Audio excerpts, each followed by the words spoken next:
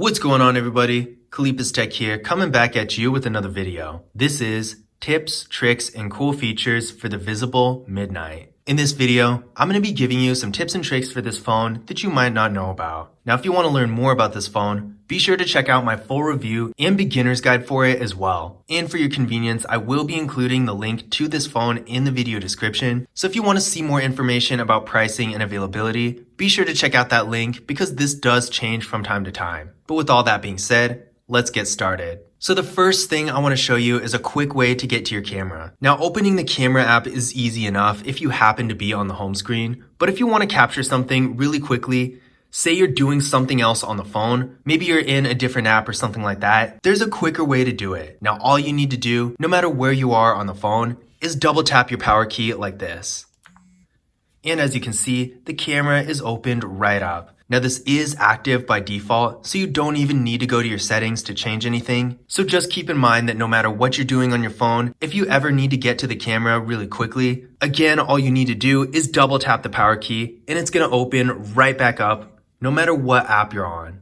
The next thing I'm going to show you is a feature called adaptive brightness. Basically what this does is adjust the brightness of your display based on your environment. So if you're in a well-lit room like this, it's going to be a little bit more bright. But if you're in a dark room or maybe outside at night or something like that, it's going to dim a little because it doesn't need to be as bright for you to see it. This is a good way to save battery and to make the display a little easier on your eyes because sometimes having the brightness at 100% can drain the battery a little faster and it can bother your eyes if you're in low lighting and you're on your phone a lot. So I'm going to show you how to activate the feature. All you need to do is go to your settings. From here, go to display, tap on adaptive brightness, and toggle it on.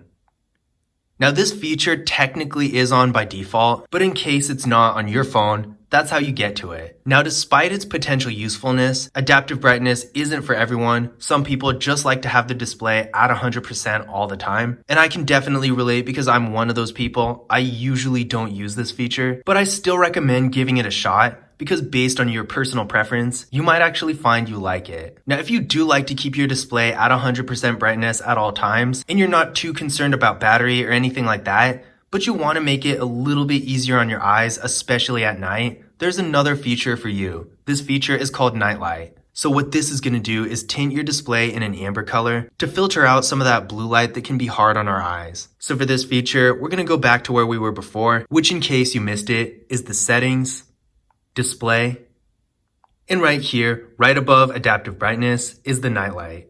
When you turn this feature on, as you can see, the display does get a little bit warmer, and you can also change the intensity as well. Now, if you only want this to be active at night, you can always hit the schedule and either schedule it to turn on from sunset to sunrise or a custom time. The next thing I'm going to show you is how to show and hide your battery percentage on the status bar. So as you can see right up here, we can see the battery percentage, but if you want to get rid of it so there's not as much going on your status bar, all you need to do is go to your settings, go to battery, and as you can see right here, we got the battery percentage. It is on by default, but you can always turn it off. And as you can see, it is no longer showing on the status bar. And in my opinion, this look is a little bit better. I think it looks a lot nicer and cleaner. And if you ever do want to see your battery percentage, you don't need to have it showing all the time. All you need to do is open your notification center like this, and it's going to be right there anyway.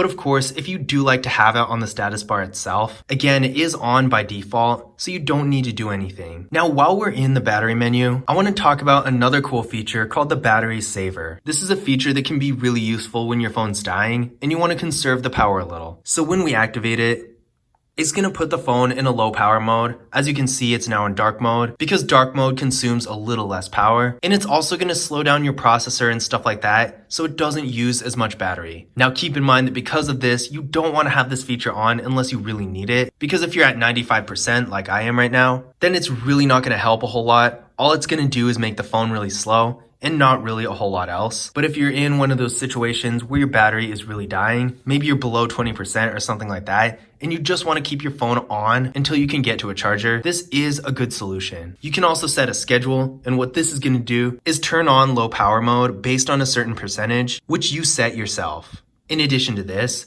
it automatically turns off when your phone is charging and it passes 90%. So although the signs that the battery saver is on are pretty hard to miss, I mean, this highlighted red icon right here for the battery, the phone going into dark mode, and the processor being slowed down by a lot aren't really subtle at all. Having the battery saver automatically turn off once you reach 90% is still a convenient feature to have. Now, in order to manually turn on the battery saver, you don't actually have to go to the settings. All you need to do is open your notification center by swiping down once, and you can tap on the battery saver icon right here. And as you can see, it's now once again in battery saver mode. The next thing I'm going to show you is a feature called Prevent Ringing. This is basically a quick way to put your phone in either vibrate or mute. So all you need to do is press your power key and the volume up key at the same time, like you're taking a screenshot, but again, the power key and the volume up key, not the volume down key that you would use for screenshots. So go like this, and this banner is going to show up, and that's how you know your phone is in vibrate mode. Now, if you really want to double check, you're going to be able to see it, the vibrate icon right up here on the status bar. Now, if you want to put your phone in mute instead of vibrate, you can also do this as well. For this, all you need to do is go to the settings. From here, go to sound. And right here, you're going to see the shortcut to prevent ringing. It is on by default, and by default, it's going to vibrate, but you can also have it go to mute. So now if we hit the button combo, which once again is the power key and the volume up key, it's going to go to mute instead. If you want, you can also turn this feature off altogether so that it does nothing. The next thing I'm going to show you is how to create a screen recording. All you need to do is open your quick menu by swiping down once and twice, go to the second page, and tap on the icon that says Screen Record Start. It's going to give you the option to record audio, either through the microphone, or if you hit the drop down, you can do device audio, or both. Be sure after you make your selection to actually toggle it on if you want to use sound, otherwise it's not going to do anything. You can also show touches on the screen. Now after you make your selections, go ahead and hit start. There's going to be a brief countdown, and as you can see, it is recording. In order to stop, all you need to do is open the notification center and tap right here. Once you stop a screen recording, it's going to be saved directly to your photos. Now the next thing I'm going to show you is how to customize your quick menu. The quick menu is basically an area that gives you fast access to some features, and all you need to do to access it is swipe down twice. And as you can see, we got a bunch of different things here, like the Wi-Fi, Bluetooth, Do Not Disturb, flashlight, auto rotate, battery saver, and even more on the second page. You can also add things and remove things by hitting this pencil icon right here. And as you can see, there's a little bit more that you can add. Now the next thing isn't really a specific feature on this phone, but it is something I want to address all the same. Now, the Visible Midnight does not have a gallery app, and I know some people do get a little confused about that, so just know there is no gallery app on this phone like there is on some others, like Samsung phones for example. So in order to view your photos, you're gonna have to go to Google Photos, which is actually installed on this phone by default. Now, I'm not sure if it's gonna be in the exact same spot on your phone. I didn't touch the Google folder myself, so I'm assuming it's gonna be in the same spot right here. But if it's not, all you need to do is simply go to your app drawer, and Google Photos is going to be somewhere in here. For me, it's right here. But as you can see, this is the photos on the actual phone itself. Basically, for all intents and purposes, this is the gallery app, and it's really no harder or easier than any other gallery. It might seem a little odd at first if you're coming from a phone that does have a gallery app, but trust me, it's really simple and straightforward. It's basically all just the same thing. Now with that being said, if it still really bothers you that there's no gallery on this phone, and you really want to get a gallery app that says gallery, you can go on Google Play, and there are a bunch of different ones to choose from.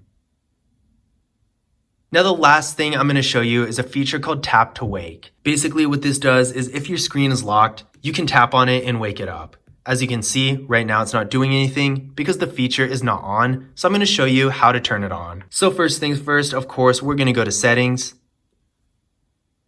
From here, you're going to want to go to Display, go to Advanced, and all the way at the bottom, you're going to see two different options. One is Tap to Wake, and one is Lift to Wake. You can try out both. They're both pretty easy to use, and they do the exact same thing, so I'm going to use both of them.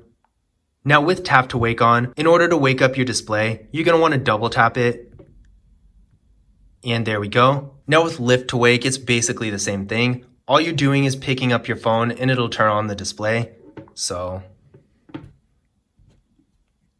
And there we go. Pretty straightforward. Of course, these features aren't really game changers or anything, but they're still nice to have on all the same. But those were my tips, tricks, and cool features for the Visible Midnight. I hope you guys enjoyed the video, and I hope you found this information useful as well. Once again, if you do want to learn more about this phone, be sure to check out my full review and beginner's guide for it as well. And again, for your convenience, I will be including the link to the device in the video description, so definitely take a look at that if you want to see info on pricing and availability, because this is always changing. But that's it for this video. If you found it useful, don't forget to leave a thumbs up and subscribe to the channel. And as always, I will see you in the next one.